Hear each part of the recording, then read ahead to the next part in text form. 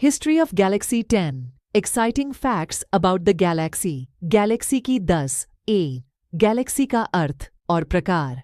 Galaxy एक विशाल संग्रह होता है जिसमें तारे, गैस और धूल समेत अन्य वस्तुएं होती हैं जो गुरुत्वाकर्षण से एकजुट होती हैं। विभिन्न प्रकार की गैलेक्सियों में स्पाइरल, इलिप्टिकल और अनियमित शामिल होते हैं। 2. मिल्की वे की अद्वितीयता।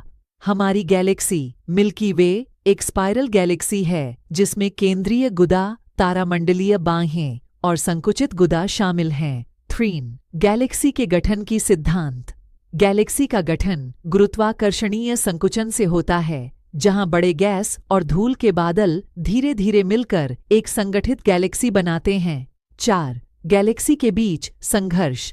गैलेक्सियों के बीच संघर्ष अक्सर भारी संकुचन की वजह से होते हैं, जिससे वे एक दूसरे से टकरा सकते हैं और एक नई गैलेक्सी बना सकते हैं। 5. सुपरमैसिव काले होल। गैलेक्सी के केंद्र में सुपरमैसिव काले होल होते हैं जिनकी भारी गुरुत्वाकर्षण शक्ति से चारों ओर के तारे और गैस घुमाव करते हैं। 6. हबल के वर्गीकरण। एडवर्ड हबल ने पहली बार गैलेक्सियों को वर्गीकृत किया, जिसने गैलेक्सियों के भिन्न भिन्न प्रकारों की समझ में मदद की।